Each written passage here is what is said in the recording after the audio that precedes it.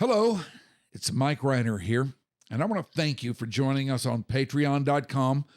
And I do hope that you will check out the Sunset Lounge, because there you can find a vast array of very, very entertaining and engaging podcasts, such as Shippy and Grooves. It is sports, it is topical, it highlights the stories most people probably haven't heard, and they put their own fun twist on things, always guaranteed to make Shippy. Nobody would have thought that I would be the one. Rhyner, sports talk. Baseball. Oh, with the big mic. Oh, okay. All right, yeah. Okay, now I get it. We had a lightning strike, boys. What happened over there, Grego? We had a little lightning strike right outside the window.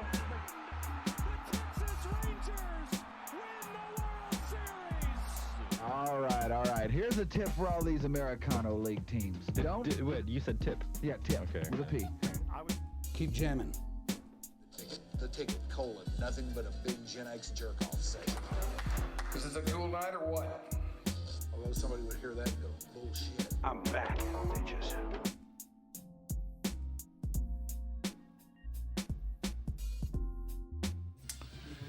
Yes. Good day to one and all. Good day to you if you are checking us out live today. This is your dark companion. We are very, very delighted to be with you today. This is Monday, the 17th of February. I never know what day President's Day, Mike. it is. Yes. This is President's Day. It keeps moving around, Mike. Don't get distracted by that. That voice you hear is our guest.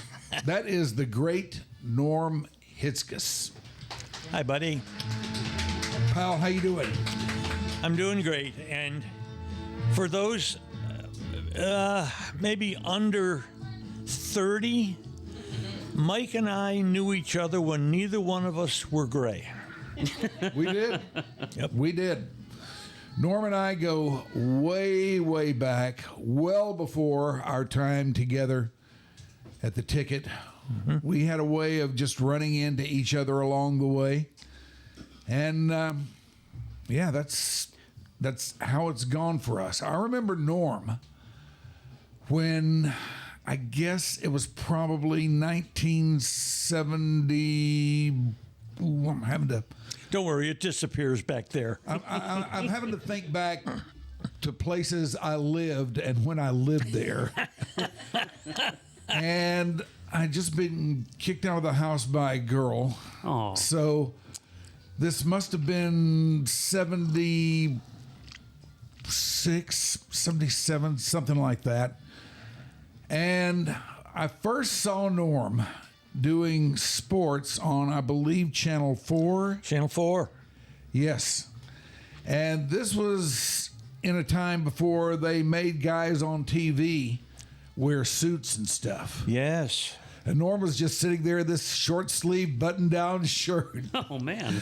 doing sports. And I thought, wow, this guy's he's a little bit offbeat. He's not the kind of guy that you normally see. He sounds a little bit different. You know, he's bringing a little something different to this thing. And little did I know then how different he is and how great he is. But I soon found out. Mike and I have tracked for many, many, many years through different jobs, through different circumstances, and then to a common success doing sports talk full-time in Dallas. Yes.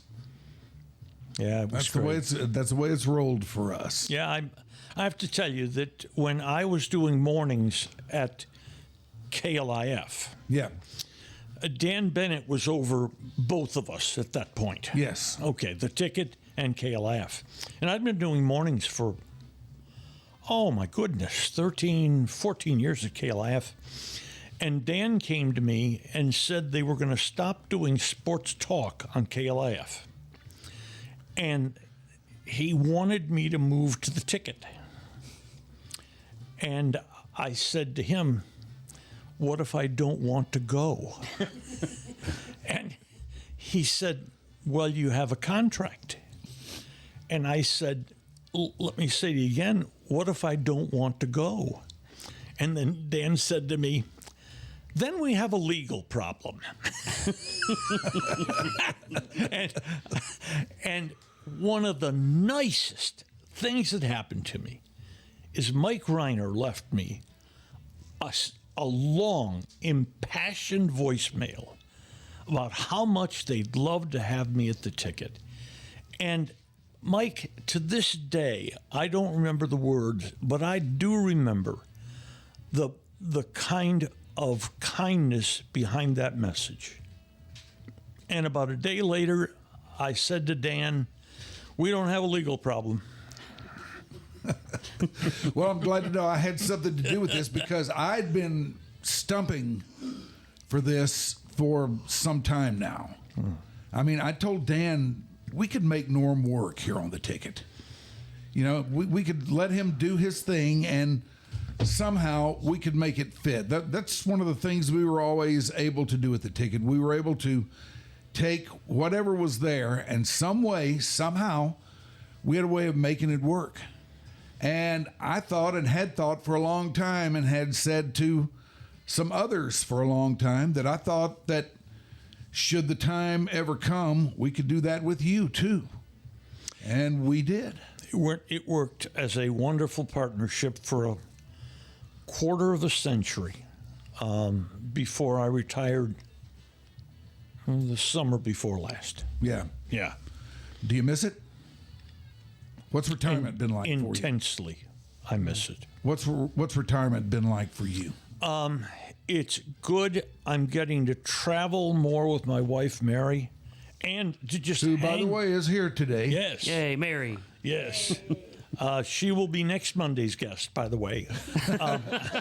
She may be next hour's guest. Exactly right. But I find myself searching a bit for the identity I had for that long.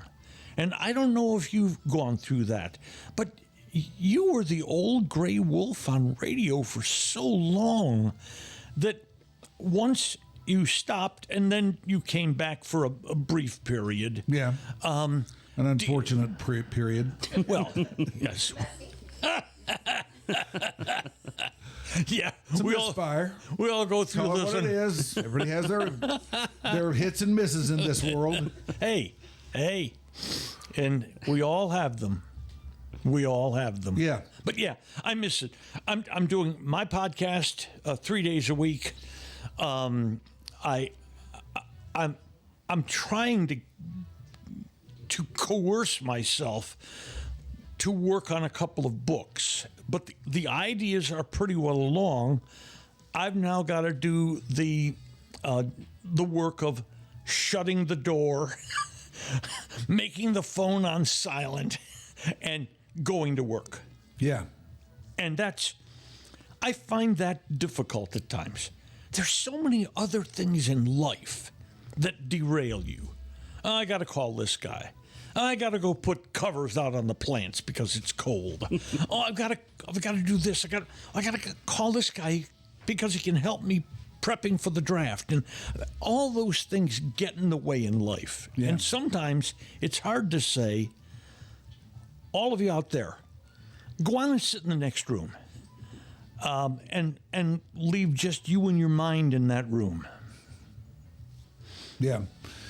Do you find yourself detached from sports any, or have you continued to keep up the way you always do? Oh, I'm pretty well getting up in the morning and devouring the sports page every day. Mm-hmm. I don't find myself watching as many things. I haven't watched any of the 14,912 college basketball games that have been televised so far this season. God almighty, Mike. Man. It's crazy.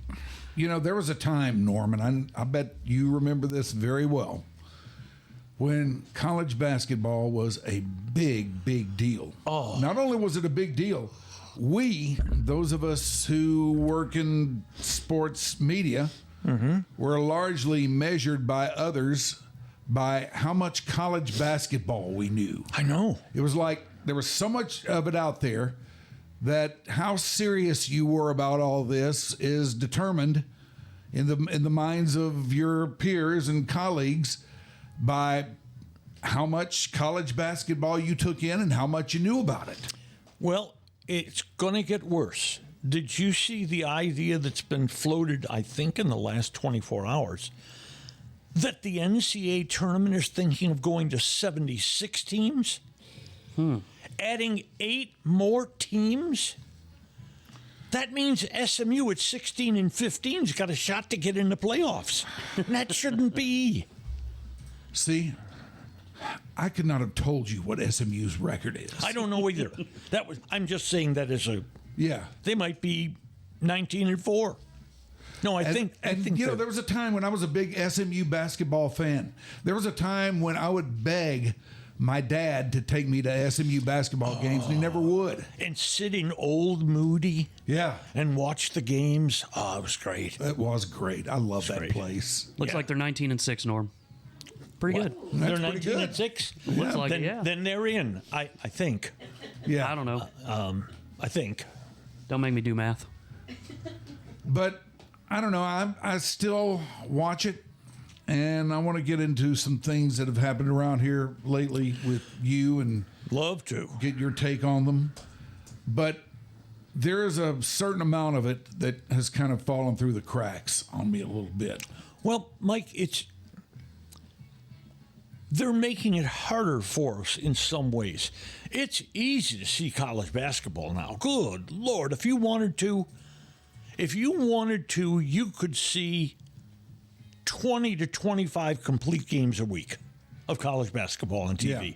But now we find ourselves in other ways asking, where do I find the Rangers now? The Stars are where? Yeah. Listen, is the Maverick game being televised tonight? And the things that you may want to really watch, it's hard to find them these days, especially for a techno dummy like me.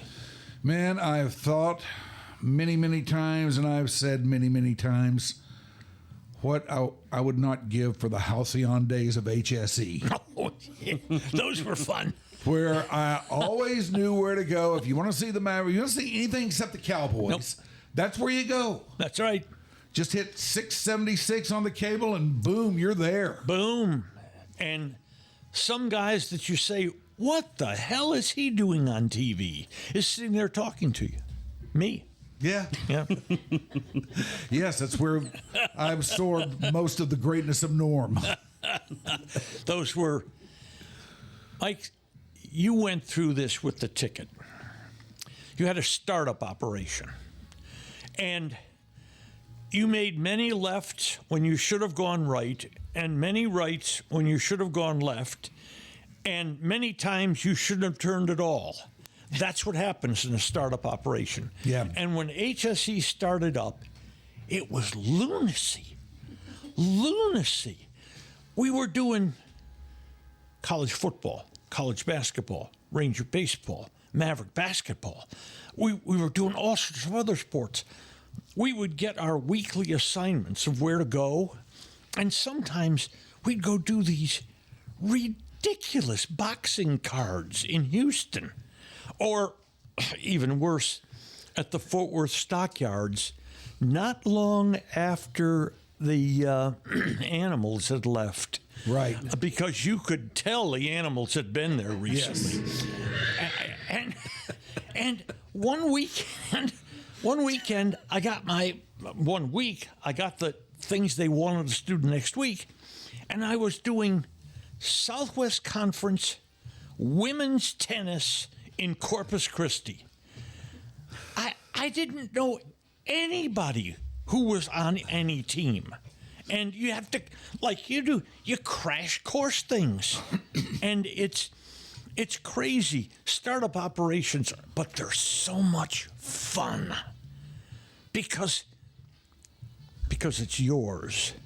you felt that it's the ticket. That was the most energized time that I've ever had in my life, because every day was a high wire act, and the reality was that every day there was a chance that they were going to come in and say, "It's over, boys, can't do it anymore." And I'm going to guess that once in a while, somebody would say, "What? He didn't show up today?" Because you had a few of those types early in that. Yeah, we did. Back then, everybody was so into it, though, that I mean, they knew that they knew what to do and they knew when to be there, and most of them were they all were the vast majority of the time. But man, it was just so it just crackled with energy up there back then. You'd go in there every day. You didn't know what you were walking into, but you knew that, number one, it was going to be something. It might not be too pleasant, it might not be what you wanted, but it was going to be something, and there was going to be something exciting about it no matter what it was. Exactly and most right. likely it was going to be fun. Exactly right. I remember my friend Greg Lucas that I did baseball with for years. Oh, yeah. And Greg was our do everything announcer. Yeah. Okay? I did pro basketball with him, college basketball with him, college football with him, and then Greg would get these crazy assignments. For a few years, he announced the Aggie bonfire. What? How many times can you say, "Whoa, look at the flames"? I mean, and it was like an hour, okay, of broadcasting the Aggie bonfire. And then he Boy, did. that one on the right really got up there then, didn't it? Somebody throw another log on that. And then he did the hotter than hell 500, 100 Wichita 500. Falls. And you know how you do wonderful bicycle races? Like they do the Tour de France, and they've got these cars following along with cameras. We didn't have anything like that. He was sitting in one place. Yeah, just wait for everybody to roll by. Come on by again. And it was, I thought, how does he do that? But he was so good at Yeah. it. He could do anything. He was really good. He was really good. Really good. Understated, very good. Those are good years. Let me ask you this. I've probably been through this with you before, but I think the story is worth retelling, mainly because I can't remember it, but also because I bet it's a really good story. How did you wind up down here in this part of the world? It was my senior year at Canisius in Buffalo, New York. All Jesuit boys' school when I started, though a little later they admitted a few girls. And I was going to go to either Columbia or Syracuse for graduate school. So I went to see my advisor, a tiny, and I mean tiny. The man was he might have been 5 feet, but I don't think so. And he was a philosophy teacher, and he was 80 years old. But when you came to Canisius, you got an advisor. Yeah. And he was your advisor for the whole time you were there. And you'd see him every semester. So I went to see him in the fall of my senior year. And Father Murray said, "My son, where are you going to go to school next year?" And I said, "Well, Father, I'm thinking of going to Columbia or Syracuse." And he had this, I don't want to say annoying, I love the man, but he had this distracting habit, Mike, of when he talked to you, he would talk over your left shoulder like I'm doing to you right now. And you sort of wanted to lean into his shot as he talked, you know? And he said, "I would not do that." And I said, "Why not, Father?" He said, "Were I a young man again, I'd go someplace I'd never been." And I thought, he's finally gone over the edge. You know, we've lost Father Murray. I laughed thinking, this is crazy. I walked down the hallway, the corridors of Old Main, and out the door into about 1.5 feet of snow that was on the ground in Buffalo. And I thought, maybe he's not all that off base. So I quickly applied to 3 or 4 other places, and Texas said, would you like to come down for, what did they call that? Anyway, you helped a college professor. And that started it all. I went to Texas. And then The university. yes, the university. And then because after 2 years I desperately needed a job, I went to Sul Ross out in Alpine to teach and broadcast sports and be the school information director out there. And your eyes glaze over after about 9 months in Alpine. So then I went to teach high school at San Antonio MacArthur, a wonderful school in San Antonio. Then back to graduate school, back and forth and back and forth. And I was finishing a paper for graduate school, and I came here to interview Eddie Barker, who used to be the anchor at Channel 4. Right. Anchor and news director. Very famous man. And after the interview, he said, what are you going to do when you get out? I said, I don't know, Mr. Barker.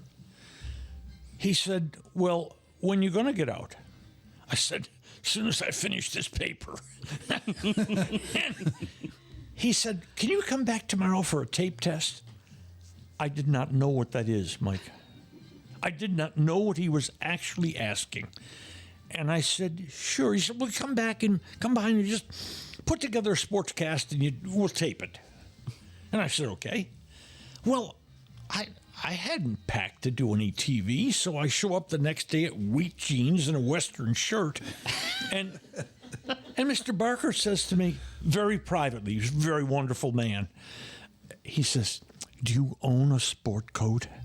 And I said, well, yes, I do, Mr. Barker, but I left it in Austin, where I came from, to come up here.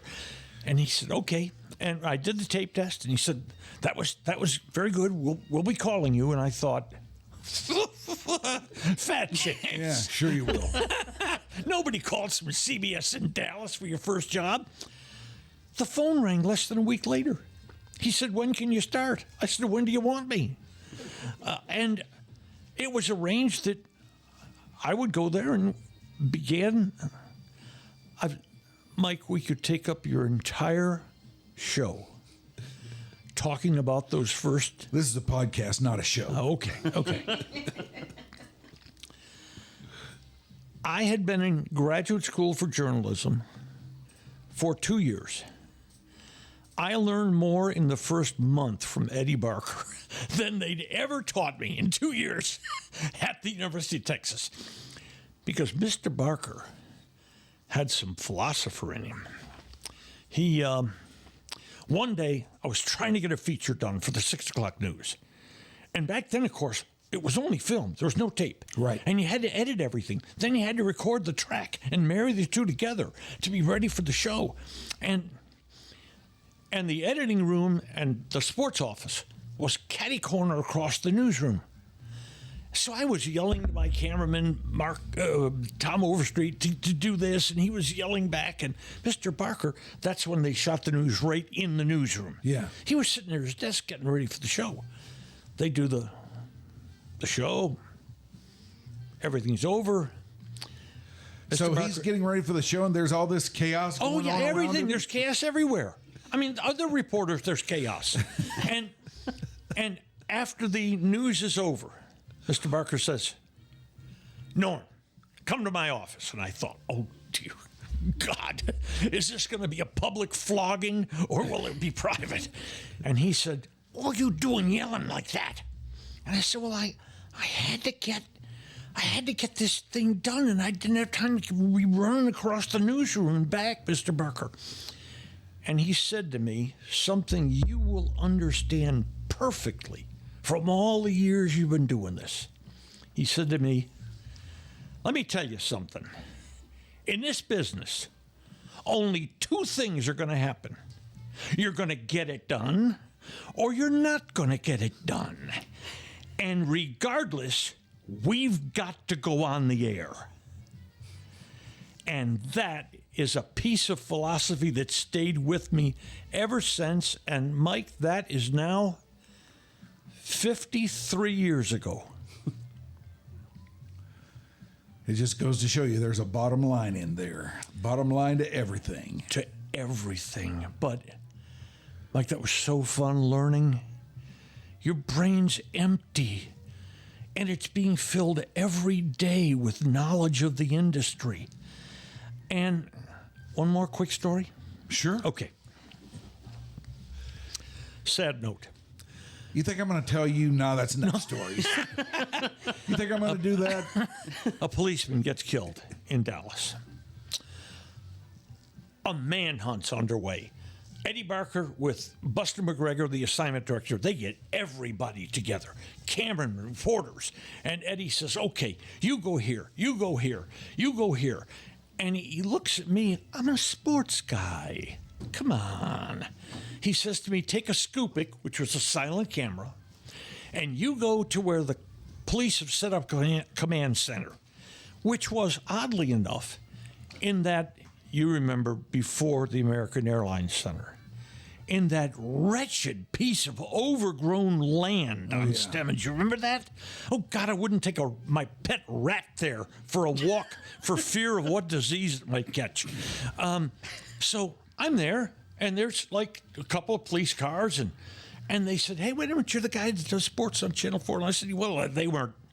There's nothing going on there. So we talked for about 10 minutes. All of a sudden, out of the brush come two policemen, and they are literally arm in arm dragging a guy who put up a fight and shouldn't have. And I thought, oh my God.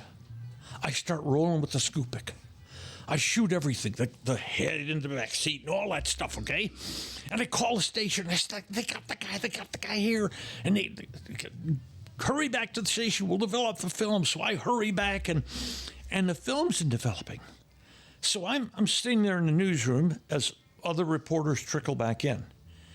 And Mike, I'm getting a half a foot taller every 5 minutes, okay? I mean, Yeah. me, baby. Oh, yeah. Me. Oh, yeah. Sports guy. Got the footage. So we're sitting there, and Mr. Barker comes out and says, hey, great job. So, thank you, Mr. Barker. You know, he said, no, really good job, really good job. He said, I have just one question. And I said, yes, sir, what's that? He said, they just caught the guy that did this in Ardmore, Oklahoma. So who the hell do you have footage of?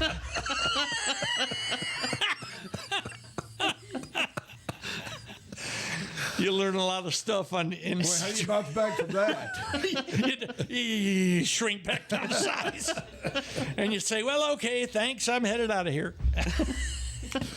This is the great Norm Hitzges with us today. And if you like what we're doing around here on Your Dark Companion, or you don't like it, either way, let us know. We need to know these things. You can reach us via chat under the community tab on the Patreon page, patreon.com/YourDarkCompanion.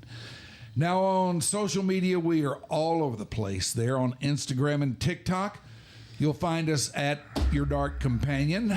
On Facebook, we're just regular old Your Dark Companion, no ad or nothing else. On X, we are at YDC_DFW. Tell your friends, tell your family. We are out here on Patreon, Spotify, and now catch special episodes of YDC and What's on Mike's Mind on YouTube. There, we are at the Old Gray Wolf 16. Remember, YDC and the Sunset Lounge are now free. Just click on the free member button at the top of the Patreon membership page to join and enjoy our regular shows for free. Also, visit patreon.com/sunsetloungedfw and patreon.com/YourDarkCompanion for other fun, interesting, and informational posts. We want to know what you think of us. Get with us. Let us know. What do you like? What do you not like? Where do you think we could do better? What are we killing it at? Either way, we want to know this stuff. So get with us. Let us know. We will respond in kind. Now, we have the great Norm Hitzges with us here today, who we worked with on the ticket and have known for many, many years prior to that. I want to ask you about a couple things that have gone on here around the sports scene lately and get your take. First of all, what did you think of the Cowboys season this year? I'll just tell you that I think it's one of the weirdest Cowboys seasons I've ever seen, because it could have been a whole lot better than it was, and it seemed like they were intent on undermining it more than anything else. Well, I know the Cowboys and some fans are using injuries as an excuse. They were playing terribly before people started to get hurt. I mean, you look at the half season of Dak Prescott, it's the worst year of his career. Mike, everybody wants to blame Jerry Jones, and I'm going to join that group. This team doesn't have a good feeling for handling the salary cap. It just, you give out big contracts and you kick them down the road and you kick them down the road and you kick them down the road. And Mike, it's just like when you were living hand to mouth earlier in your career. Those bills will come due eventually. And if you don't have the money, the bills are still due. And the Cowboys reached a point last year where they had kicked so many cans down the road. Dak, Zach Martin, DeMarcus Lawrence, people like that, people who were gone who still counted against the salary cap, that they didn't have enough money to plug the substantial holes in the roster. Now, let me take this one step further. No team in NFL history has ever tried to win a Super Bowl with 3 players whose contracts were more than $30 million. And that's what the Cowboys are about to try to do. Last year, they had huge contracts that prevented them from spending money on solid NFL players. Mm-hmm. This year's going to be the same situation. Now, in the Cowboys' terminology, they are a, quote, draft and development team, which is good. I think people should be a draft and development team. Look at the Eagles, for heaven's sakes. Look at their team is littered with people they drafted and developed. Yeah. And then they added a Saquon Barkley or the wide receiver Brown to fill a significant hole. Mike. And we've been told all these years that's the idea. That's the way you're supposed to do it. But now there's a third word that never gets mentioned there. Draft, develop, and keep. Yeah. If you draft a good player in the 3rd round and he plays 4 years for you and he then becomes free, if you let him go, then you've got to draft another player to keep filling those holes. Mike, Connor McGovern, Tony Pollard, Dalton Schultz, Dorrance Armstrong, Tyler Biadasz, all those are 3rd or 4th round players. Yeah. All gone. They were all terrific draft choices, but we couldn't keep any of them because we couldn't afford it. And this year, Odigizua, Eric Dowdle, Jordan Lewis, even a nice backup, versatile defensive lineman like Chauncey Golston. Can we keep any of those?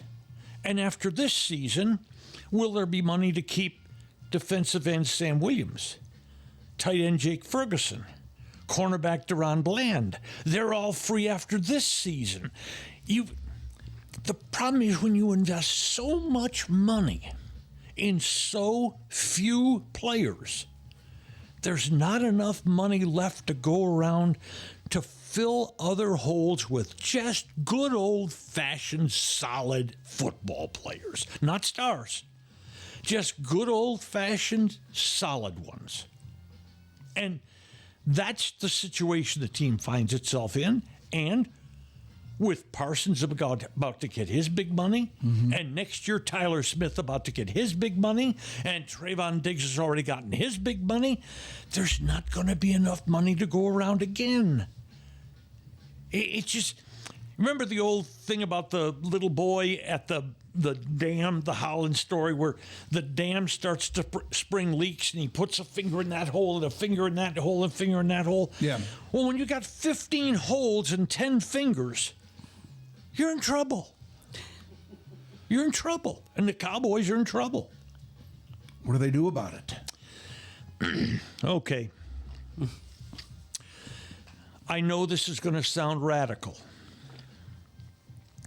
The first thing you go do is you go to Dak Prescott and say, give me back $10 million. Now, he's not going to be pretty happy about that. But you know what? Other quarterbacks have done that. Mahomes did that in Kansas City. Joe Burrow's talking about doing that now. Other quarterbacks took less than Dak Prescott because they realize that $5 million or $7 million can be another fine football player for your team. Second, again, dislike me if you'd like, I would trade CeeDee Lamb. He's a fantastic player. But at $34 million a year, he represents perhaps 4 other players you could sign for that amount of money. Yeah. And wide receivers, They're there out are there. loads of them. They're out there. They're everywhere. I don't understand why the smart football team would ever give a wide receiver that much money. Well, I mean, I know he's a great player and everything, and he's a star, but there are other guys out there. I agree with you, Mike. I agree.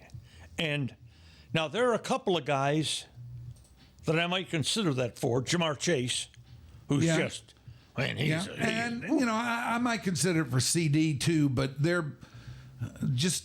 Speaking of the wide receiver position in general, right? There are guys out there, man. You can find I agree. those. And you can find them in the draft. Every year you find them up and down the draft, except the Cowboys haven't found them up and down the draft.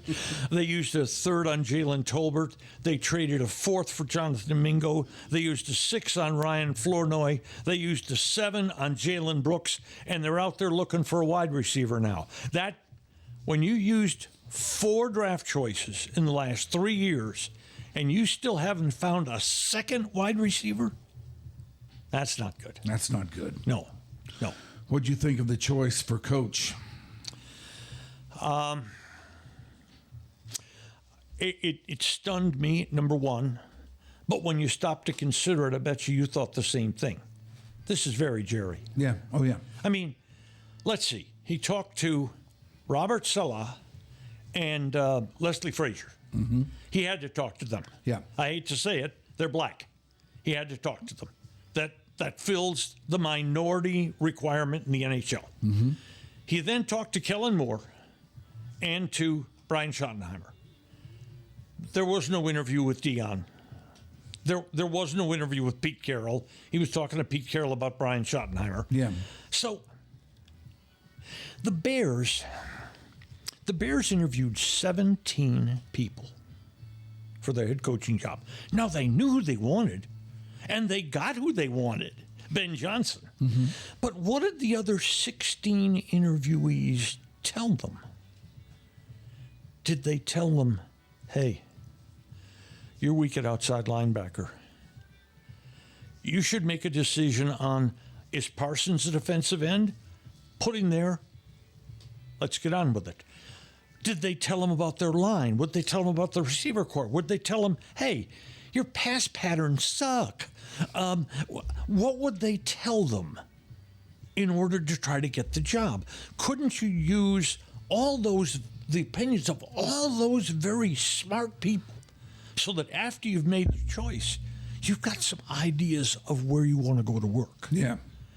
And But the Cowboys didn't do that. I mean, who brought them new ideas? Salah, maybe defensively. But Kellen Moore's been here and Schottenheimer's been here. But by all reports, he's a very good football man. But, and I hate to say this, but it's very true. I expect when we find out the absolute salary, we're going to find out he's very cheap. And I can't believe that Jerry Jones, with all of his money, his Bravo Eugenia and all this land he owns and, the Tyson Paul fight, why does he go cheap on head coach? Why? I mean, Mike McCarthy last year was the 17th highest paid coach in the league. Are you kidding me?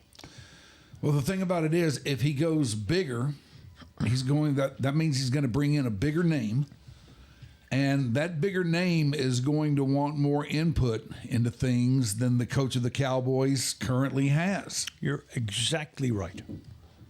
You're exactly right. Now, I'm willing to give Schottenheimer a chance, mainly because all of the things I've heard him say make sense. Well, I agree with you.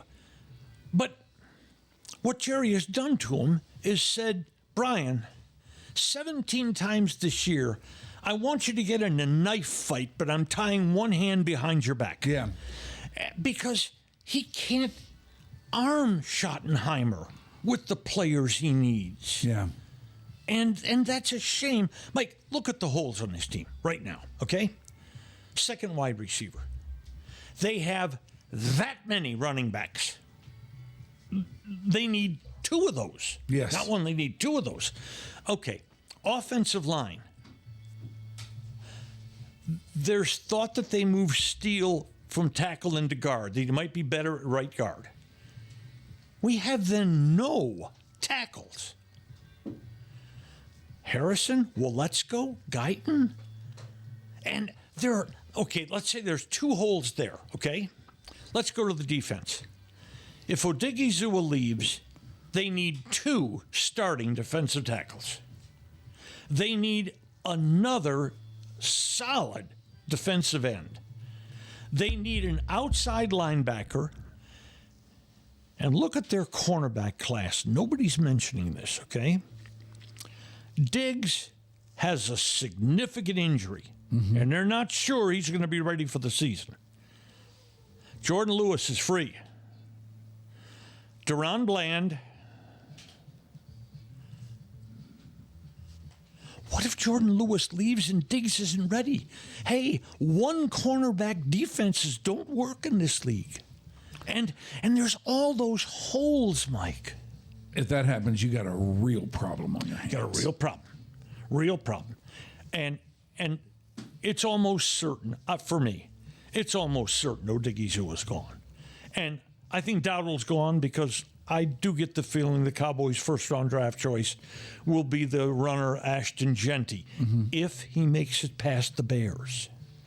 The Bears just got a new offensive head coach in Ben Johnson, whose offense exploded when he drafted Jahmyr Gibbs to give him a home run hitter, running back, besides David Montgomery, who was a good, solid player.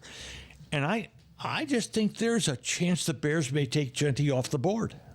So I feel for Schottenheimer. He may be a very good football coach, but he may be hidden slightly behind the eight ball when this season begins.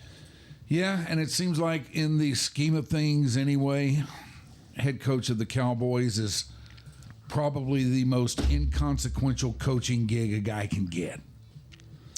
You feel for them. Yeah, you do. You do. You do. I mean, if you're the head coach of the Cowboys, your post-game press conference happens after Jerry has talked to the press. So if you say something and then a reporter says, well, Jerry said this, what do you do? What do you do? You don't contradict your boss. You say, well, and you try to massage stuff like that. And to go back to a point you made, the head coach should have the ability to say, can we go get that guy? And that guy doesn't have to be huge, Mike. Look at the Eagles that we just saw win the NFL championship. Becton, the tackle that the Jets drafted 4 years ago, he can't play tackle. He's not quick enough to handle the edge rushers, but he's the size of Maine, the state of Maine. So the Eagles said, wait a minute, he's out on the street. Nobody wants to hire him. The Eagles said, wonder if at that size and strength he could be a guard. Well, that's what he is in this world.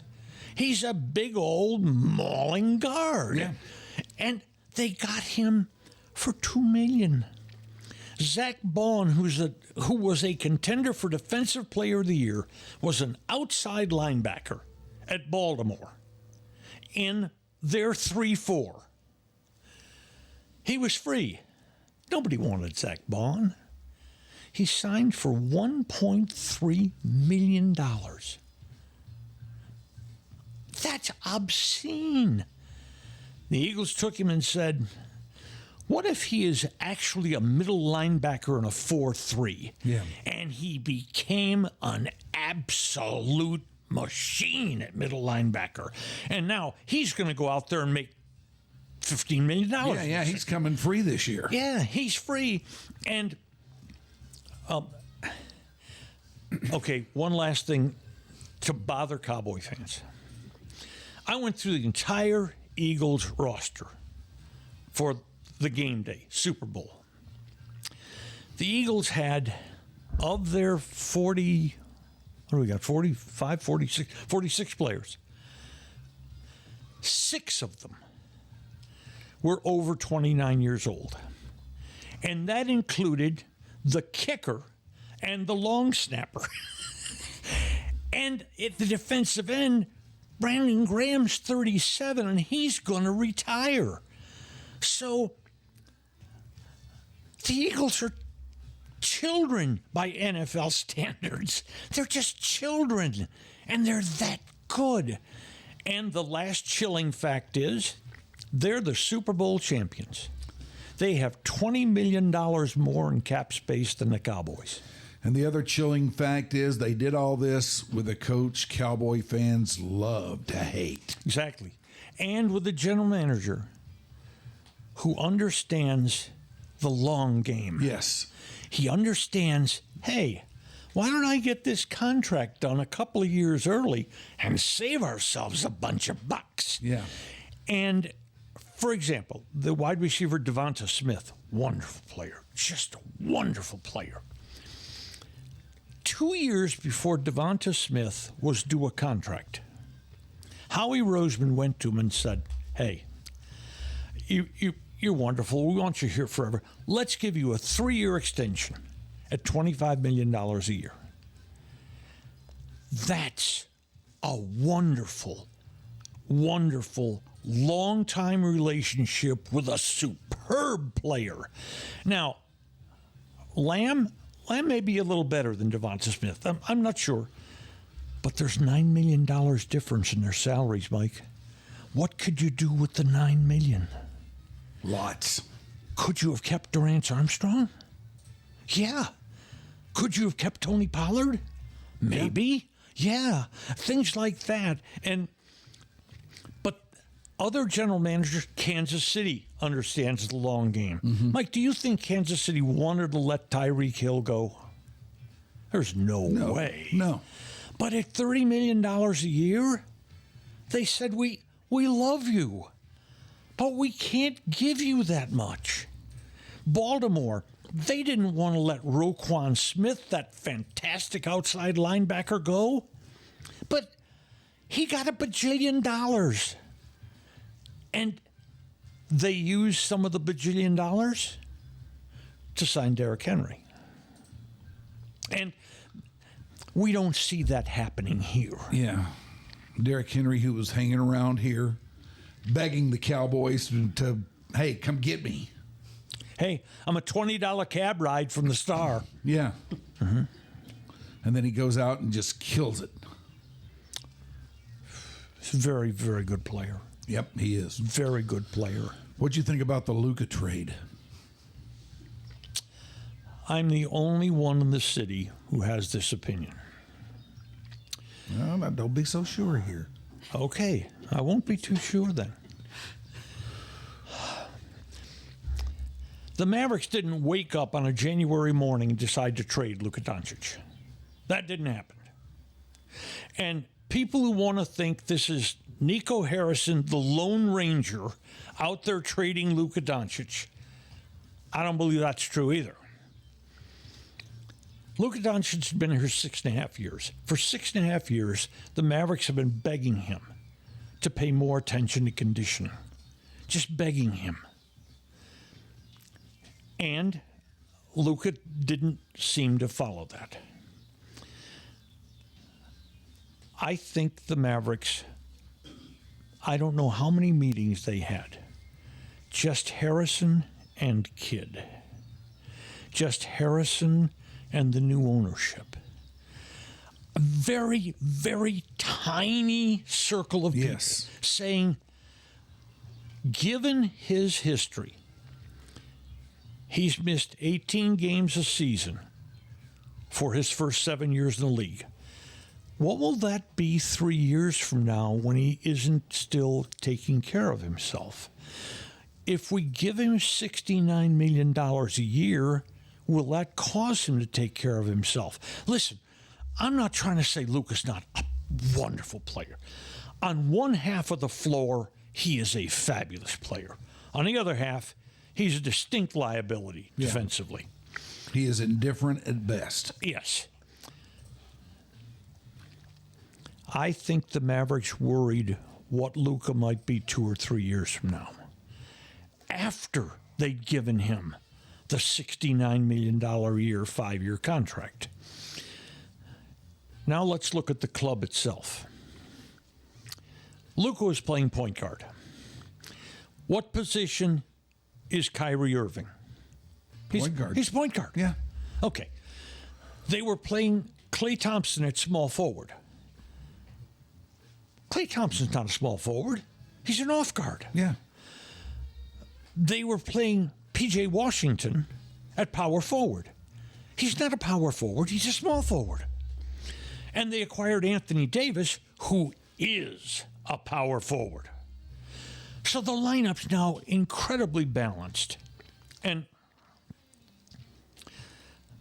Mary, who is my technical director of my podcast, will tell you on the Monday morning after the trade, one of the things that the podcast focused on was nobody knows a damn about this kid Max Christie that they picked up in the trade along with Davis and the unprotected number 1. Max Christie went to Michigan State, where he started at 18 years old for Tom Izzo. He was all Big Ten freshman team. He then leaves school. He's a child. The Lakers get him very early in the second round.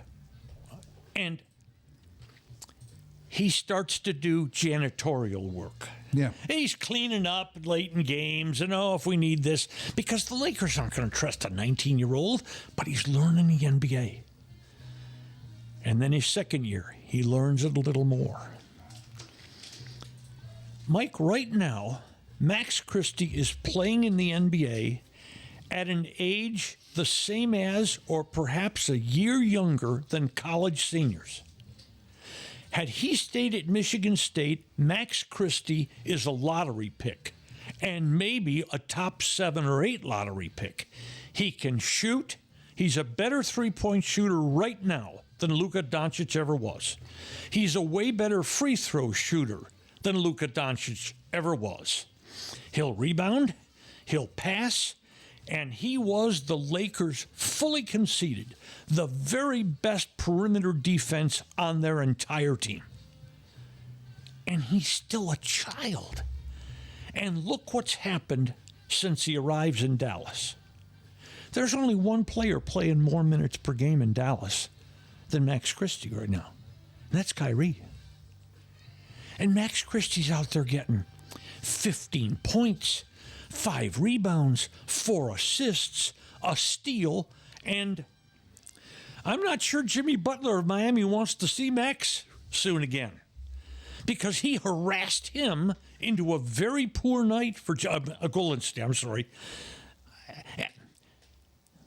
Nobody stopped to think of this. Nobody stopped to consider the future. Nobody stopped to consider what they were was emotionally blindsided by losing this brilliant offensive player whom they thought was going to be just like Dirk here for the next 16 years until he retires at 41 years old. I always thought that was so crazy. Just because you got 2 white Euros, that doesn't necessarily mean one is exactly like the other, yet the general mindset out there was to lump them in there together and think that they are, believe that they are the same guy.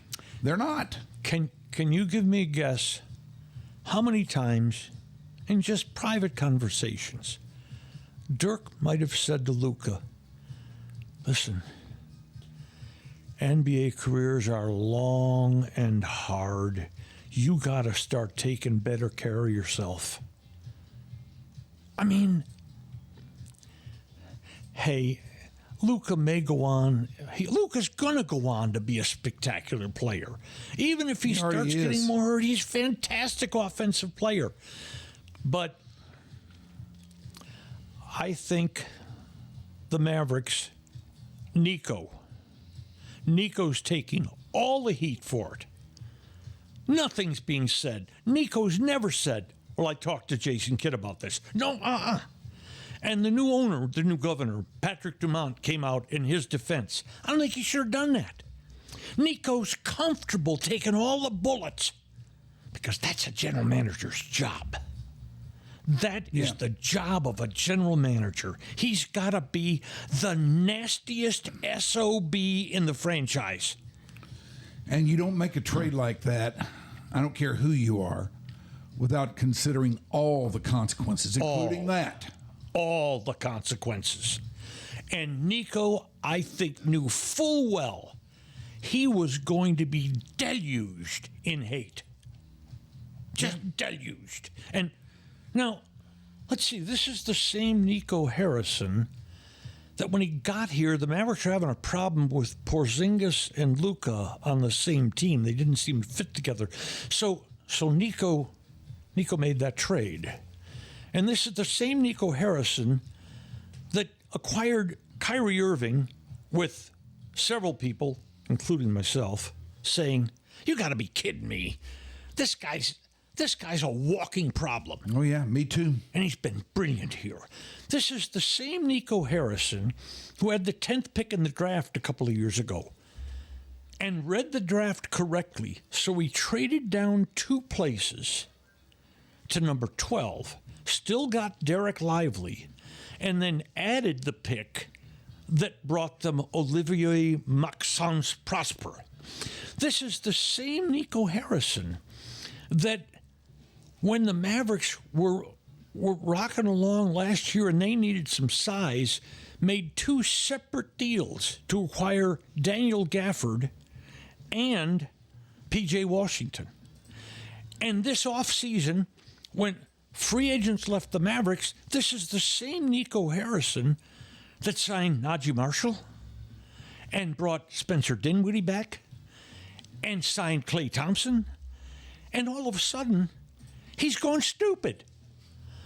I have a hard time swallowing all that, and I think you do too. Oh, yeah. I mean, the guy has made moves, and his moves have worked. And this may be just me, but right after that trade was made, they went out and played, I think it was Boston. Yeah. Then Houston. Yeah. And they won that game. And there was a different energy on the floor that night for the Mavericks. I agree with you. Let's look at the last couple of Maverick games. The other day against the Heat, they were missing Gafford, Davis, Washington, Yes. Thompson, and Irving. Yeah. Their entire starting lineup was out. They had 8 players. And they played like crazy. Just like crazy. Dante Exum and Max Christie and Najee Marshall, all of a sudden they were out there saying, we're going to get to shoot today. Let's go get them. And there was a different... I'm not blaming this on on Luka. What I am saying No, is... nor am I. I'm just saying that there is such a thing in this world as addition by subtraction. And there's such a thing as esprit de corps. Yeah. When everybody in the locker room thinks, hey, you know what? We come down the floor now with Kyrie, the ball starts moving. It doesn't stop one place. And all this sounds like a criticism of Luka. God bless him. He's headed for the Hall of Fame. He is a singular player. Singular player. And even though I was the one who always said he's not going to stay, nobody enjoyed watching him play more than me. He is spectacular to watch, and I loved it as much as anybody else. Now, I never did think that he was going to be a career Maverick, but I also didn't think it would end this way. I figured he would hit free agency and go somewhere else where he's got what he thinks is a better situation or likes the guys around him a little bit better, something like that. I didn't think it would be like this. No, I didn't either. And the fans didn't think it was going to be like this. And I admire Nico for doing his job. Yeah. That's what that he is his felt job. was the best thing for this team. And one last quick thing in the West. Oklahoma City's all babies, and they're already the best record in the league. San Antonio is growing by leaps and bounds. They just added De'Aaron Fox to run their team. Houston has a bunch of exceptional children, and they've got about 15 draft choices the next 6 years or so. In 3 years, what's the West going to be like? It's going to be those 3 teams. You've got a window here to try to win the West this year, next year, the year after. By then, those 3, all of them are monsters. And your chances may well decrease at that point. I think this trade was made, and we'll see if it works. I think this trade was made thinking, we've got 3 years here. Yeah. 3 years of opportunity. If it doesn't work, the fired Nico chants will resound again at the arena. But, I can't leave this subject without saying one other thing. I don't know how to classify the level of idiocy that issues death threats over a basketball trade.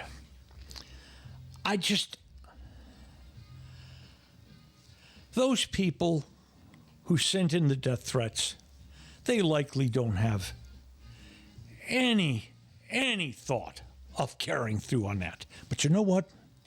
America's now full of nuts with guns, and they don't need encouragement. They don't need encouragement. Stories appear every day that you look at and you think, how the hell could humans do that? How could they do that to another human? And it's a basketball trade. Let's let it live out. The Mavericks, bless them, they're so hurt now. But the Mavericks are thinking, it's the middle of February. Can we get well by April 1st? Davis, Gafford, Caleb Martin, who Nico also went and acquired, and all these people, can we get them all well and give us about 3 weeks working together before the playoffs start? I could be very wrong about this, but I don't think the teams the top of the West would want to see that Maverick team. I think they could be very dangerous for somebody. If they're well. Yeah, if they're well. Yep. If they get that far and have all their guys in order and all their ducks in a row and And mainly if the guys have been able to play together for a little while, too. Yeah. And by the way, who is Kessler Edwards? Yeah. Where'd he come from? Where did he come from? It's like an alien landed in the Mavericks lineup. You know what they're doing here? They're finding guys. They're finding guys. That Brandon Williams. Yeah. There's another guy. You know what Kessler Edwards and Brandon Williams were all season for the Mavericks? DNPs. Yeah. Did not play. Or, like they list it in the box score now on ESPN, did not play. Coach's decision. Yeah. The DNP CD. Suddenly they're out there playing 30 minutes in real basketball games. And they're contributing. They're bringing something. I thought, I don't know about this Olivier Maxence Prosper. And then all of a sudden, he's out there playing. Yeah, you know about him now, don't you? Now you do, yeah. And by the way, when everybody's well, that's the Mavericks' 10th man? Yeah. 11th man? Yeah. Oh, yeah. Kessler Edwards could be their 12th man when they're Yeah. all well. It's just, but it's not that I didn't like the Mavericks team with Luka, and I know that you feel the same way.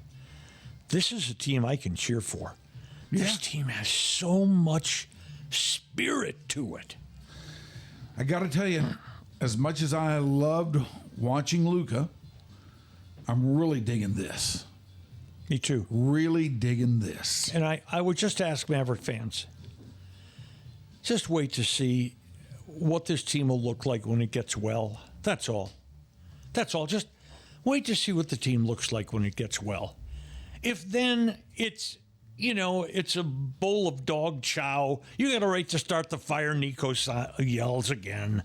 But just give it that much opportunity to make sure that what you think that he got enormously stupid overnight may not be true.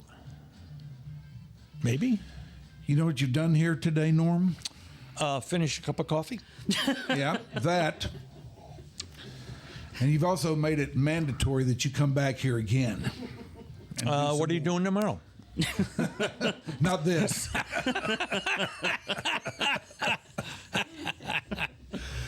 I got to have you back here again. Look at all the things we didn't even touch on.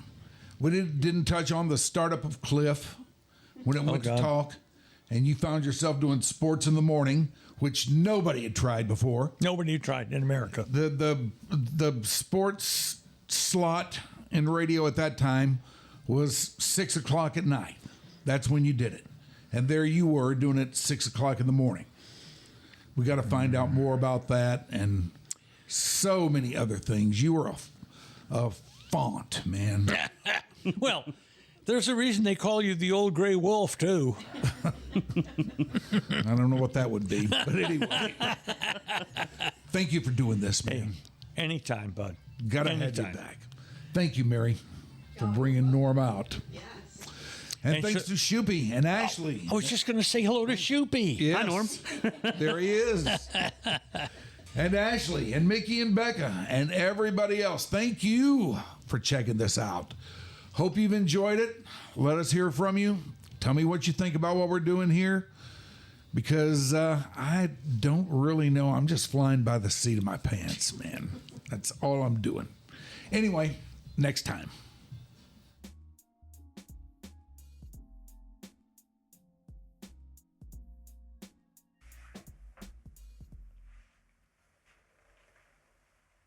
All right. I'm going to go take my pants off.